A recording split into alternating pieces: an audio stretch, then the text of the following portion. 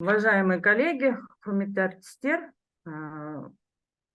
мы сегодня продолжаем нашу осеннюю серию лекций в рамках проекта «Аудиовизуальные сюжеты социальной истории и культурной памяти казахстанского общества.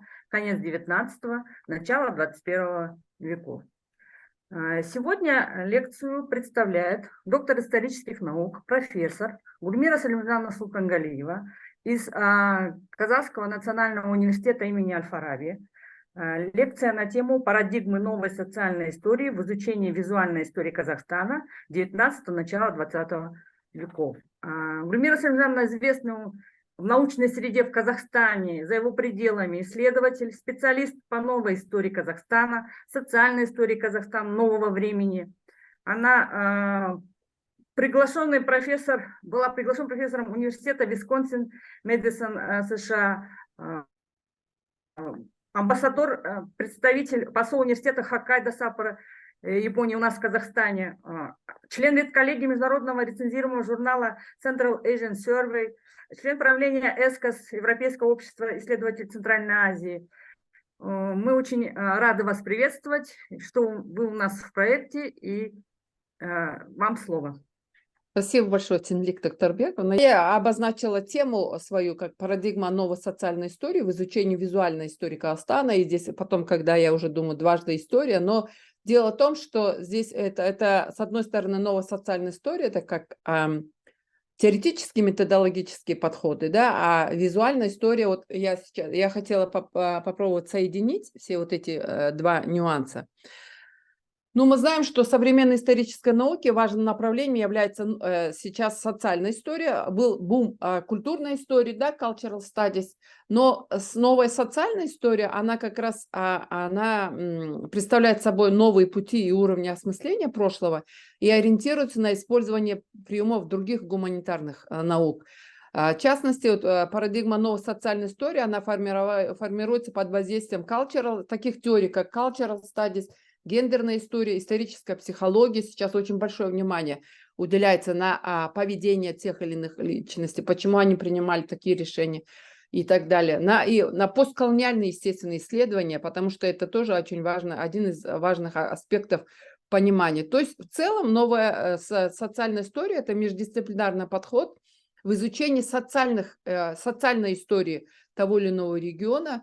И нам вот этот новый междисциплинарный подход позволяет позволяет увидеть разнообразие и многофункциональность разных составляющих параметров, быстро изменяющегося сегодня, например, социального пространства, да, каким образом изменялось социальное пространство в XIX веке, это вот один из аспектов сегодняшней моей лекции, как формировалась новая социальная среда, как трансформировались социальные роли в этом обществе, да, например, в традиционном кочевом обществе, и как изучать вот социальное поведение всех слоев этого общества, от казахской знати до рядовых кочевников, в процессе внедрения, например, империи новых атрибутов власти, установление новых административно-территориальных структур, строительство новых укреплений в степи. То есть как реагировало само казахское кочевое население, что изменялось внутри этого общества, какие возникли новые вертикали взаимоотношений в обществе, какие новые знаки или символы появились в этот период в этом обществе.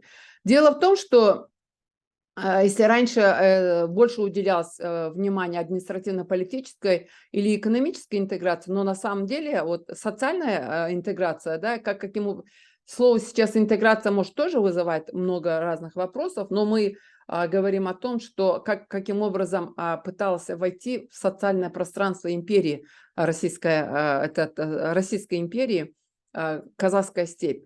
Поэтому, если раньше она в основном осмыслилась на личностном уровне, таких деятелей, известных просветителей, как Чокан Валиханов, Ибрай Алтынсарин, Абай Кунанбаев, ну теперь каким образом основная масса казахской кочевой элиты, султаны, би, старшины вырабатывали свои действия и тактику для встраивания новой системы управления.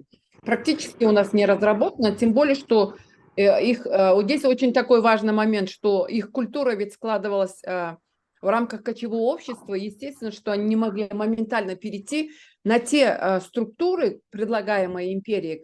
Эти структуры были, конечно же, для оседлого образа жизни, потому что, ну, например, создание новых территориальных административных структур, как волость отдельная, да, части или дистанция на территории Казахо-Оренбургского ведомства. Это было новое, то есть новое поведение кочевнику. Если они ранее знали поведение свое, кочевые маршруты зимние, это на зимнюю кочевку или летнюю кочевку, то теперь уже меняется ситуация. Поэтому как они могли ли они моментально приспособиться к административным нормам империи? Естественно, что не могли, поэтому здесь это очень большая была проблема, каким образом, вот этот и есть пласт новой социальной истории, каким образом они вошли в эту систему, в новую систему. И то, что есть факты, например, неприятия новых действий Российской империи, это вот выражены были в скрытых формах сопротивления, которое очень хорошо представил американский историк Скотт в своей работе, да, Hidden Transcripts of Resistance. Ну, у него работа называется Domination in the Arts of Resistance, которая была издана, это Hidden Transcripts, то есть новая форма сопротивления, скрытые формы сопротивления. И и в книге, которую я сейчас буду говорить тоже про это, Цинлик Токторбековна издали работу «Визуальная антропология новой социальной истории», и там тоже есть, я об этом говорю, там нескольких примеров. Ну, например, это письмо султана Шамы Аблайханова, омскому областному начальнику Броневскому, да, протестное письмо. Это тоже одна из форм сопротивления, да. Это функционирование, ну, например, когда административную структуру создали, внешние окружные приказы или участки, то казахи, назначенные на эту должность султаны-правители или ага-султана, они продолжали вести кочевой образ жизни и не находились на своих так скажем, стационарных пунктах, которые или как мы можем, диванах, да, где должны были бы быть, по мнению представителей российской администрации или имперской администрации, как представители как представители оседлого образа жизни. И третья форма – это вот ходатайство. Это очень важный момент, что несмотря на то, что были созданы окружные приказы, начали создавать в 1824, в 30-м году, в 28-м году выехали делегация от казахского султана Среднего Жуза Губайдулы Валиханова, это один момент. И вторая делегация уже Каркаролинского и Кокчетавского внешних округов в 30-м году, они ходатайствовали перед императором, чтобы была восстановлена ханская власть, или же предложили традиционную форму ведения власти, понимание власти, это звание старшего султана сделать наследственным. Поэтому здесь эта форма сопротивления, это есть как раз касается новой социальной истории.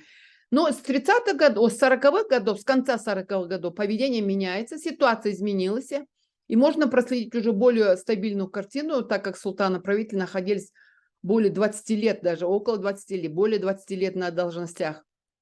Они уже впитали административный стиль, стали понимать общие требования, и как констатировали авторы иллюстрированного журнала «Живописная история», что должностные казахи освоили чиновничий стиль и чиновничьи замашки.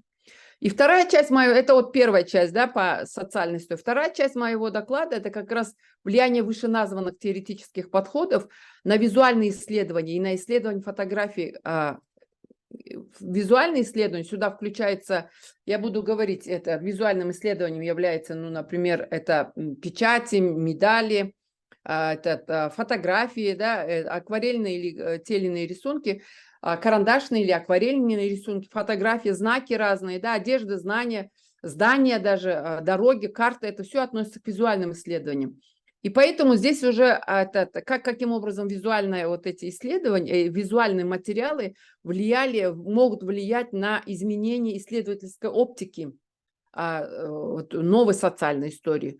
Поэтому здесь в этом ракурсе продуктивным подходом становится процесс изучения социальных изменений традиционного общества посредством визуального материала.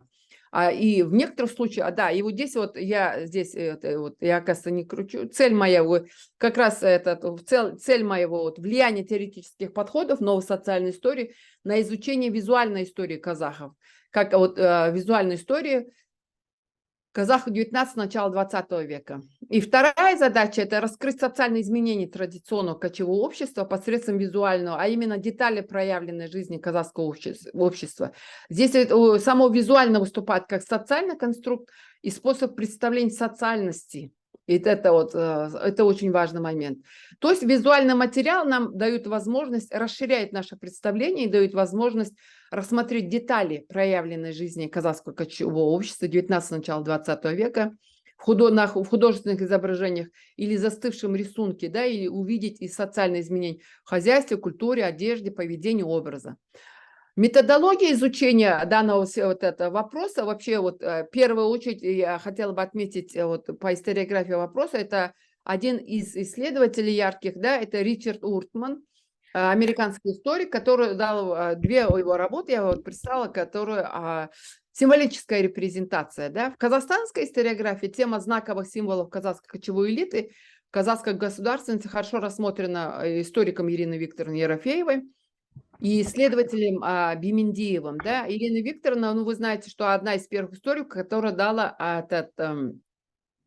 ее работа «Символы казахской государственности. История становления и эволюции персональных печатей», которые казахской правящей элиты для заверения различных внутриполитических и международных договоров. Абдибек Бимендиев, он внес определенный вклад в изучение таких символов власти казахских ханов, как знамя, и это его одна работа. И второе – это изменение головных уборов казахской кочевой элиты в условиях трансформации социокультурного пространства. И еще сейчас появилась хорошая статья совместного Тенлик Тактарбековна вместе с Расколь Успановой. Да, они каким образом качество материала мехов и форм головного убора менялось на процесс трансформации социокультурного пространства. И отдельно я здесь хотела бы выделить, да, историографию вы увидели, да, вопросы? Работы эти, которые, да, Тенлик Тактарбековна? Да, сейчас вы включили. Ага. Вот здесь, да, я эти работы, да, я об этих работах сказала, у Бимендиева две работы. Да. Знамя как символ, да, я здесь дважды поставила как знамя, как символ, но у него еще есть по головным уборам. И есть вторая работа, я хотела бы отметить отдельно важный вклад в развитие междисциплинарности, который предложил синтезный подход к изучению социальной и культурной истории. Это Питер Берг, да, его известная работа, сейчас уже известна, конечно, это потому что переведена на русский, взгляд историю как фотография, как фотографии и изображения создают историю. Очень хорошая работа, исследовательская, соединение как раз социальной и культурной истории. Но у него есть очень много работы. Социальная история знаний, визуальное свидетельство, да, здесь это очень важные эти работы для как раз контекста моего сегодняшнего доклада или лекции, да. И здесь и определенную работу, конечно, по изучению визуального истории туркестанского региона. Я вообще-то хотела сказать, что туркестанский регион, визуальный материал по туркестанскому региону более исследован, чем по степному генерал-губернаторству. И в этом ракурсе Светлана Горшенина, да, она предлагает изучать историю фотографии туркестанского генерал-губернаторства, ее основные этапы через теоретическую рамку модерности. И здесь в связи с этим она здесь, с одной стороны, она считает, что фотография участвует в создании множественности модерности, да, переплетенных модерности, способствует распространению знаний и циркулированию знаний, технических новшеств, репрезентаций, идей и людей. Но мы знаем, что по туркестанскому региону известный туркестанский альбом у туркестанского генерал-губернатора Кауфмана, да, Константина фон Кауфмана, фотоматериалы Дудина. Эти материалы уже изданы. Есть отдельно фотоальбом Куна, да, они уже изданы, и у нас в Казахстане они переизданы в программе в рамках культурного пространства. Все эти альбомы, все создали альбомы по туркестанскому генерал-губернаторству, они внесли вклад в производство колониального знания. То есть здесь как раз я буду говорить, как именно заказ российской администрации, в данном случае туркестанского генерал-губернатора, и я буду позже говорить о тургайском губернаторе, военном губернаторе Яков Барабаше, как они, заказ этой вообще в целом имперской администрации влиял на создание образов, да? Что надо было фотографировать, какие здания надо было фотографировать, какие места надо было фотографировать, и какие лица надо было фотографировать из местного населения. Это вот все становилось объектом распространением или циркуляции и популяризации, да, всех тех изменений, которые происходили в Казахской степи. В частности, например, заказ тургайского военного губернатора Якова Барабаша выполнял в 1896 году оренбургский фотограф Борух Фишман.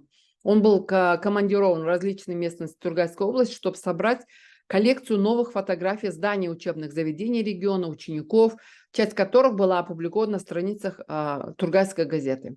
И здесь возникает вопрос, да, ведь фотографами были, насколько адекватно, насколько эти фотографии или визуальные материалы, реально в этом данном случае фотографии отображали реальность. Почему? Потому что, с одной стороны, это были представители оседлого образа жизни, да, фотографы и другого языка, другой веры.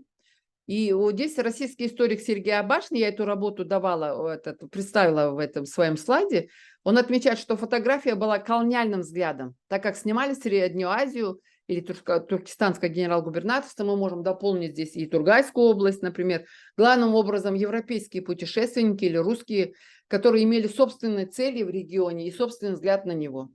Поэтому в данном случае как происходило производство знаний в процессе фотографирования исторической реальности и как местное население, будучи мусульманами, относилось наверное, к тому, чтобы позировать и получить это фотографическое изображение.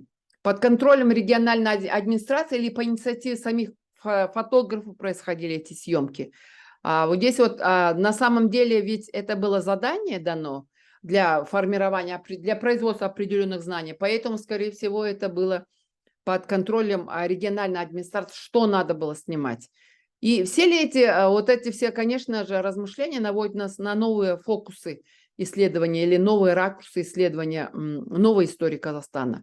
Но в любом случае, благодаря визуальной истории шел процесс складывания нового образа жизни, нового образа должностных лиц казахов, который начался процесс разрушения представлений казахским населением, наверное, вот здесь это о традиционной власти.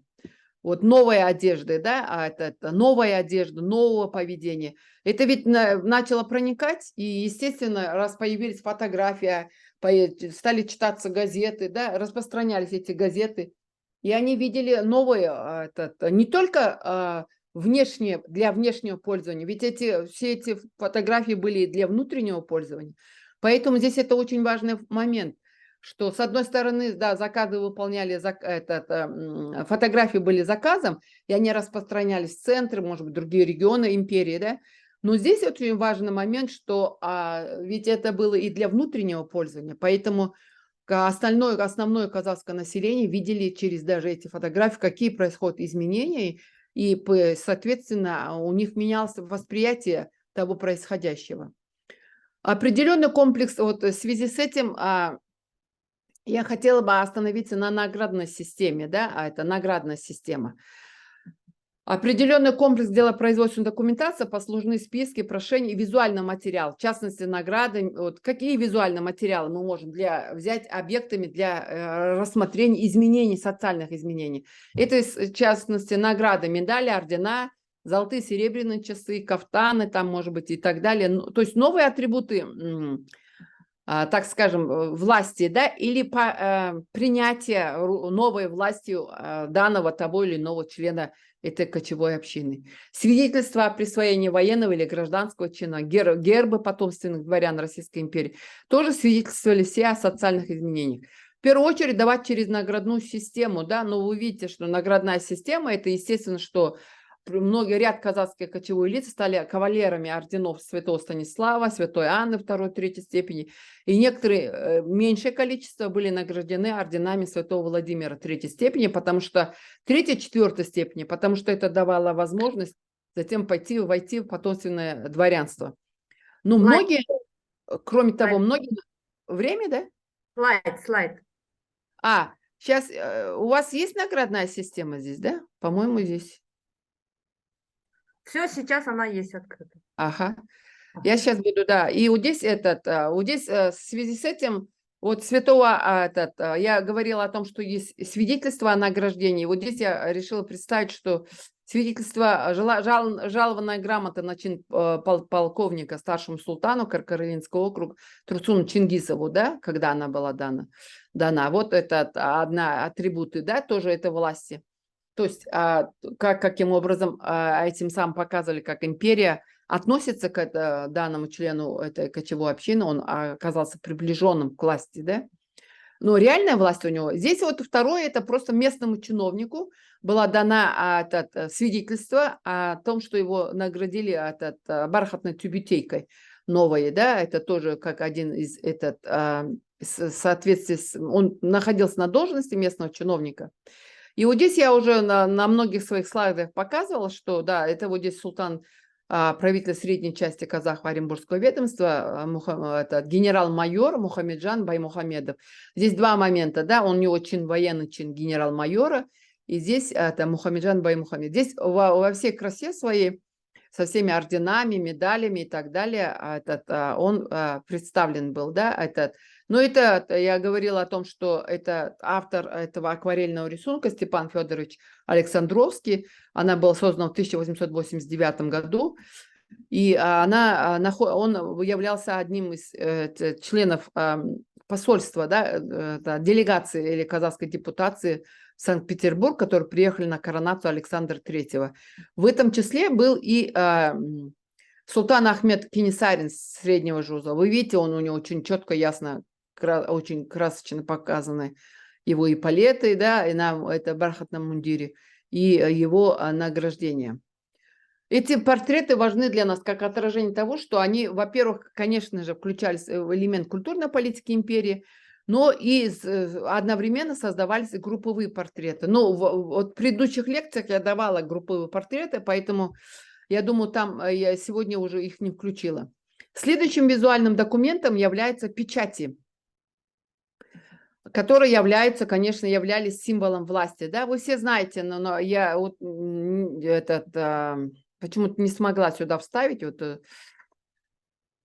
Хотела показать, что все вы знаете каплевидная форма печати казахских ханов, которую образовал полуовал, полуокруг, да, изданные Ерофеевой, символы казахской государственности. Все, наверное, видели и так далее. Вы обратите внимание на эту печать, тоже султан Джантюрина, Арслана Джантюрина, да, султана-правителя. Посмотреть, тоже каплевидная, да, но здесь вот все на арабской графике. Следующая вот печать, да, это султана-правителя, следующая печать, посмотрите, это печать заседателя. Заседателя. Здесь она уже, как Читавского окружного приказа. Она здесь уже, видите, тоже каплевидная форма сохранилась. И здесь это очень интересный момент. Почему? Потому что он не был султаном, с одной стороны, да, и я, более того, сейчас, наверное, раньше покажу, это старший султан подполковника Джилгара Байтокина. Он не был, все знают, да, что он не был аби, да, он не относился к султанскому сословию, но он уже имел печать. Вот какая трансформация идет, да. Он уже имел печать, каплевидную форму ханской власти, да, или султанской власти, с одной стороны. Но с другой стороны, здесь вы видите, уже внутри идет арабская графика, арабской графики, а внешние атрибуты ее, да, они уже представлены русская кириллица, да, печать такого-то подполковника Джалгары Байтокина. И вот здесь точно так же заседателя, это как Читавского окружного приказа. То же самое, он тоже не являлся, как показательный, он тоже не относился к сословию султанов, но они имели, как представители власти, новой власти, да, они имели эти печати. Это очень важный момент для вот этого понимания. Следующий вопрос социальной мобильности. Вот вопрос социальной мобильности, который мы можем рассматривать в казахском кочевом обществе через подходы новой социальной истории, это, конечно, фактор социальной мобильности, это новые образовательные возможности, которые открылись казахской молодежи в процессе внедрения правительственной политики российской власти в области образования и открытия 2-3 двух четырехклассных русско-казахских школ, училищ, да. Что мы сюда относим? Это одноклассные потом волостные школы и аульные школы. Ну, у меня была отдельная лекция тоже, фотографии школьного образования, поэтому я не буду на этом заострять внимание, вот, каким образом открывали школы и так далее. Но здесь вот визуально я хотела, большое значение придавалось здания школ. Они должны были стать живым примером для этих, вот здесь вот пример, они должны были стать живым примером для будущих учебных заведений Казахской степи, как по организации учебного процесса и по внешнему виду. Но вы знаете, для кочевника строительство такого каменного учебного заведения, это было очень большим событием, да, и не все выезжали, естественно, в города, это единицы выезжали в Оренбург, в основном должностные лица, дети их не обучались в Оренбурге или в приграничных городах, Троицке, Орске или в Омске. А здесь это очень важно внутри этого. Вы знаете, очень много есть, как воспринимали казахи внутренней Орды, когда был построен дом для Джангирхана во внутренней Орде, да, в его ханской ставке. И вот здесь это тоже такая же картина, очень, очень большое такое, как эмоциональное, да, и новое восприятие. То есть изменялось само пространство степи. И это тоже очень важный момент. И вот здесь вот, пожалуйста, фотографии. Часть из них фотографии, которые они сфотографированы и были Фишманом и опубликованы на страницах Тургайской газеты. Поэтому здесь фотодокументы здания, которые просмотрены в фондах Центральных архивов РК и на страницах периодической печати, здесь это очень важный показатель. Я здесь вам показала только одноэтажное здание, но позже, к началу 20 века, государство переходит в строительство уже двухэтажных зданий. И более того, стали появляться волосные, деревянные на первом этапе, а потом каменные волосные школы и аульные школы.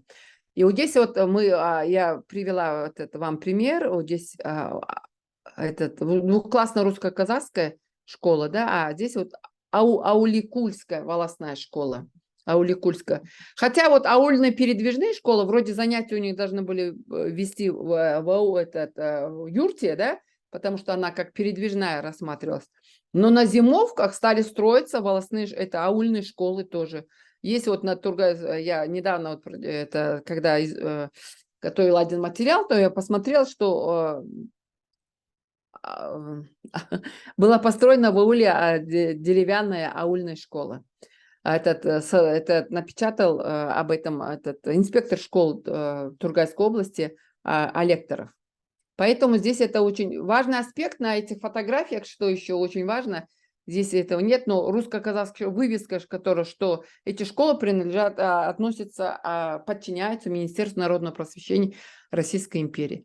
Таким образом, российские власти пытались зафиксировать на фотографиях и отдельные уроки, не только здания, да, но и отдельные уроки, и более того, учебные занятия прикладного характера. Поэтому эти фотоматериалы хорошо представлены в школьном альбоме внутренней Орды.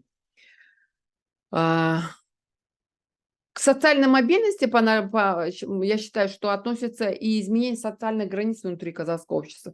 То есть то, что я вам говорил, что каплевидную форму печати уже имели и БИ, например, и так далее.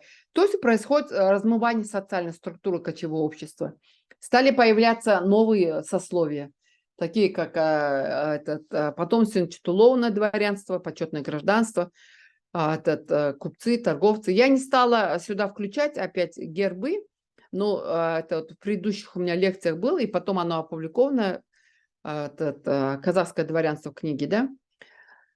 Поэтому здесь вот в этом ракурсе на основе вот этих теорий новой социальной истории, на основе визуальных документов, которые извлечены из фондов центральных архивов, периодической печати и исторической литературы, можно увидеть множество нюансов.